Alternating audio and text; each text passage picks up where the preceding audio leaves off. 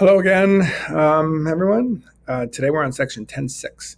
10.6 is called power series. What we've done so far in this chapter 10 is we've developed tests to determine whether a series converges or diverges.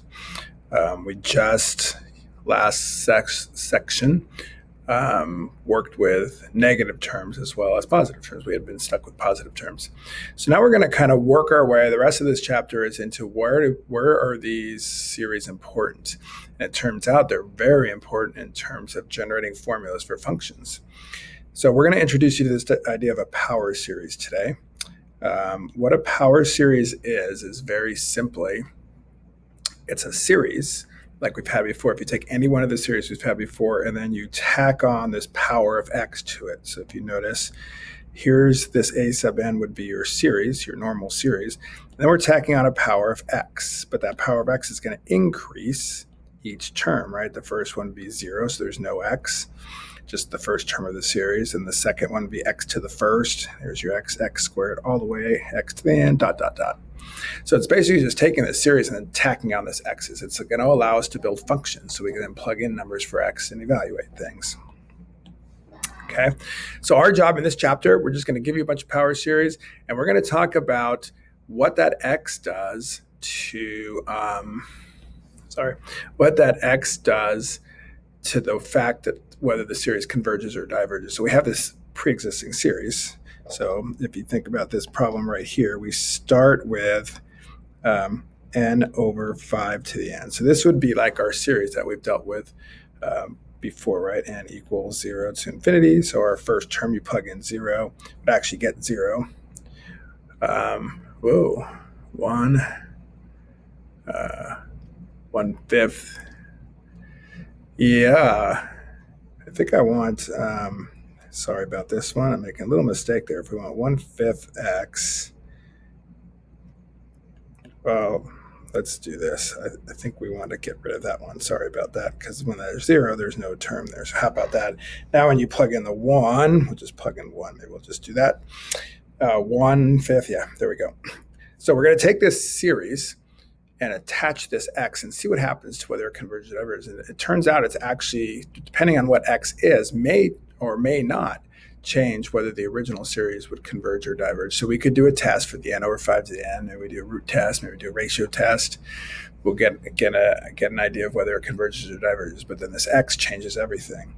So what we're going to do is we're going to run the same test we've always done, and then we're going to get an answer that's dependent on x. So in other words, this looks like a ratio test, right? It's 5 to the n. So we're going to actually do a ratio test, but we're going to do it with those x's. So we're going to go n plus 1 over 5 to the n plus 1 times x to the n plus 1. And then we're going to multiply it by the reciprocal. Remember, I would just divide it here. I'll go ahead and do the steps, I guess. We would divide it by this, right? But I'm going to multiply by the reciprocal to save myself a little work, if that's okay. And we're going to get 5 to the n and x to the n. Now we're going to do the work just like we would have done with a ratio test. By the way, we're going to do absolute value because I don't know what x is. So we're going to do an absolute value ratio test, which we talked about last section, because I don't know what x is. Might be positive, might be negative. But remember, the nice thing about the ratio test, if the absolute value converges, the whole series converges. And if it diverges, it diverges. So we don't have to worry about extra steps. So now I'm going to simplify. So it looks like I got an extra power of x in the top, an extra power of 5 in the bottom. And then we have an n plus 1 in the top and an n in the bottom. It's still absolute value. So that limit, higher power of n in the top is 1, higher power of n at the bottom is 1. So we get x over 5, absolute value of x over 5. Now, depending on what x is, this might converge or diverge, right? Because remember that in a ratio test, anything less than 1 converges, anything greater than 1 diverges. If it's equal to 1, we don't know. So we're going to have to deal with that, right? So, pick an x, 10.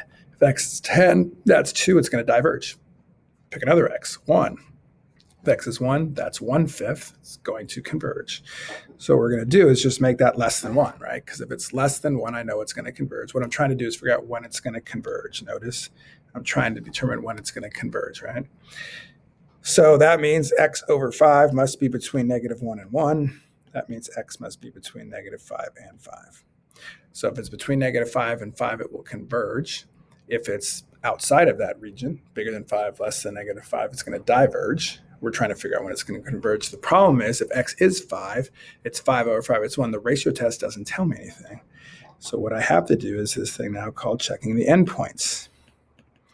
We must check the endpoints of there. We just have to do it with another test, basically. The ratio test didn't work, so we're going to have to do it with another test. So I'm going to say if x equals 5, my series is n times 5 over n times 5 to the n. So watch, it's n times 5 to the n times x to the n, which is 5 to the n. Those cancel out. This is just n. That's a divergent series, right? It's just getting bigger and bigger and bigger and bigger. The other endpoint is x is -5,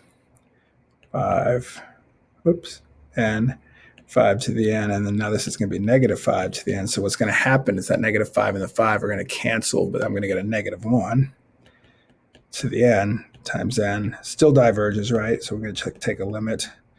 Limit as n approaches. Remember, it's just an alternating series, so I can just do that alternating series test really easy. Equals infinity, not 0. Diverges. So there's my answer. If one of those endpoints happened to close, we would just close the endpoint. Okay? I'm going to do a couple examples. So one other thing that you're going to see as you do these, that one of 3 things is going to be true when you solve these series. So one thing that could be true is the series will converge only if x equals 0. So think about this for a second. It's kind of like a really silly series, but if we go back to this and we put a 0 in for x, this is just doesn't matter, right? So we're just adding up a bunch of zeros. So it's always going to converge when x is 0. It might be a little bit different on the next ones, but for now, when x is 0, it's always going to converge. So we have to at least get that one convergent point. It's kind of silly because it's not really even a series, right? It's just 0, 0, 0, 0, but it does converge. The other possibility is it might converge for every x. If we go back to this series right here, right, and this turned out to be 0, for instance, and x disappeared. Let's say, remember this here, higher power of n was the same in the top and the bottom, so we use the coefficients. But what if the higher power of n was in the bottom? The x wouldn't even matter, right? It would just be 0 because the higher power of n is in the bottom, which means it's always less than 1 no matter what x is, so it always converges. So that is a possibility also. And the third possibility is what we got. It's going to converge between -r and r, okay?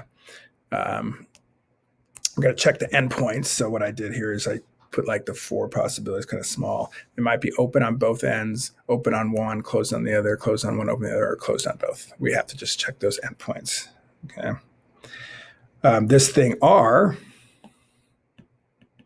is called the radius of convergence.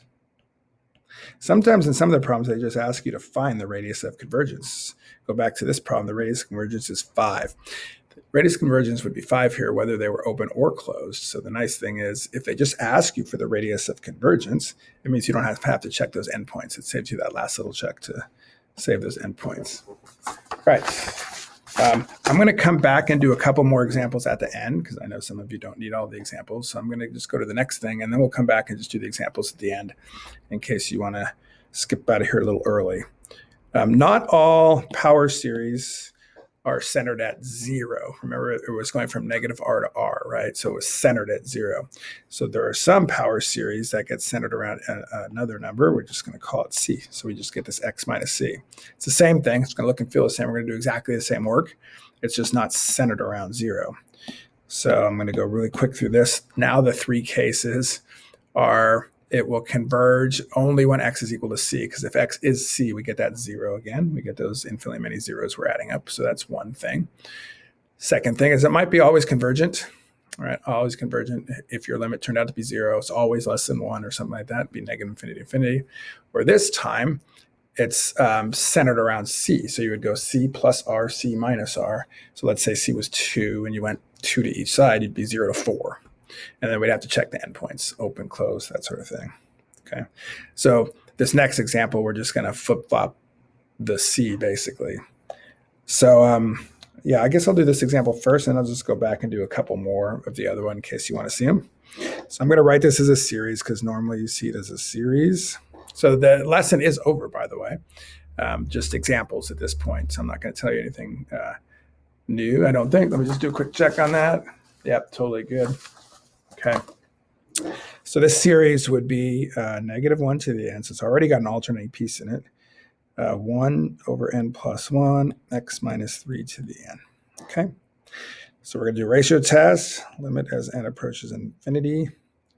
So we're going to get -1. It's absolute value again, right? So -1 to the n plus 1, x minus 3 to the n plus 1 over n plus 1 plus 1, or n plus 2. I'm just going to go ahead and invert and multiply right now on the ratio test. I hope we're good at that. So we're going to get n plus 1 on the top. We're going to get a -1 to the n on the bottom, and an x minus 3 to the n on the bottom. Absolute value, right? So we got limit as n approaches infinity. So let's see. We got an extra x minus 3 on the top.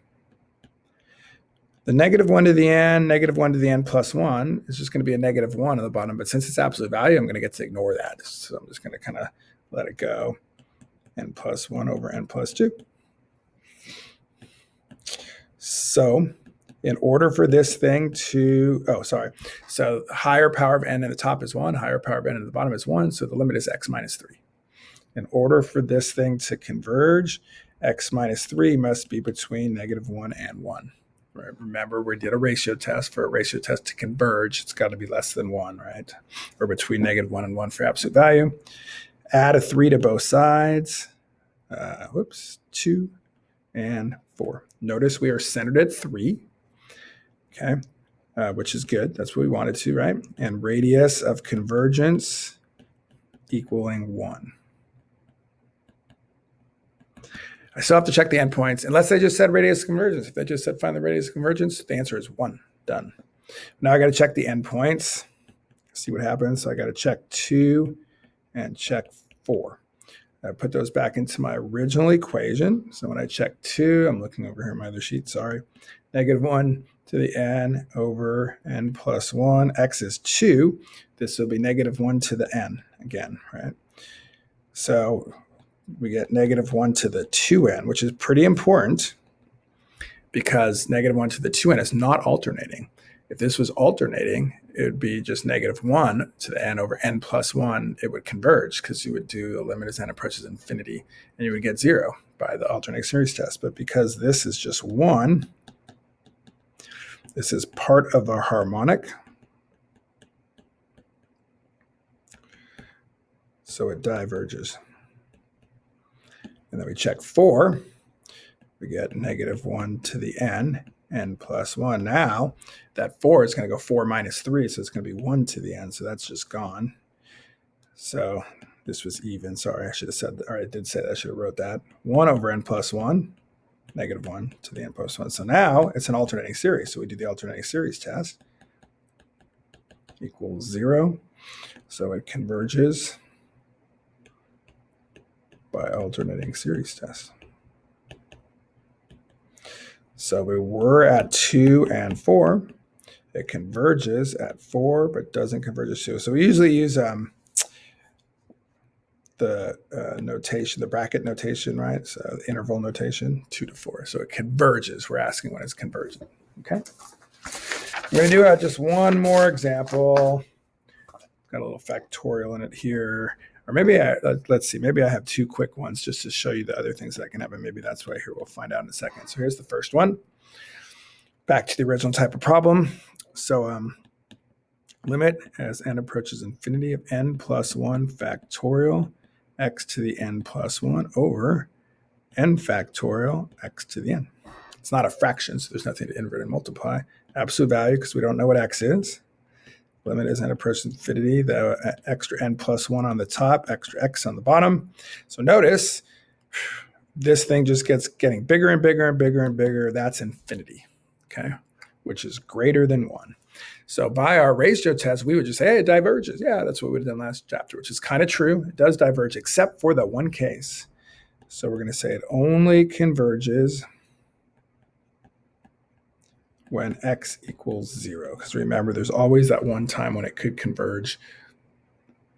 When it'll always converge at least one point, the point that makes it all zeros. And maybe my other example here, I'm not sure. Let's see, 1 over root n, x to the n. So we do the same thing. We're going to go limit as n approaches infinity, 1 over the square root of n plus 1, x to the n plus 1. Invert and multiply. So times root n over x to the n. Now, this is not going to, what I thought was going to happen, it's not going to happen, but that's okay.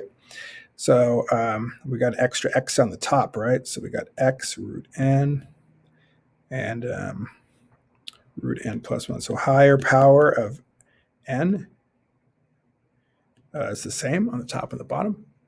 So I get an x here, right? So the only one case that could happen here is that the higher power of x was on the top.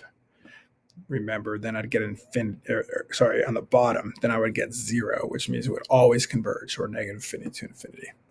But now we're just going to put x between negative 1 and 1. And now we're going to check the endpoints, right? So we're going to check, negative 1. And we're going to check 1. Check negative 1. We get summation 1 over root n, negative 1 to the n. So limit as n approaches infinity of 1 over, this is an alternating series test, equals 0. So it converges by alternating series test. Check 1, it's just 1 over root n. This is also a convergent p-series. Most of the time, by the way, when you get to these endpoints, anything can happen, but most of the time they're pretty quick. Most of the time you're just going to see it. You might have to do another test, but that's a little bit unlikely. So it converged on both, right? So we're doing this one. So remember, the only thing that I missed in the examples there was that if you have one where it equals equals 0, where your limit is 0, then it always converges. So you got 0 always converges, infinity just that one point, or the in between. All righty, I'll see you in class.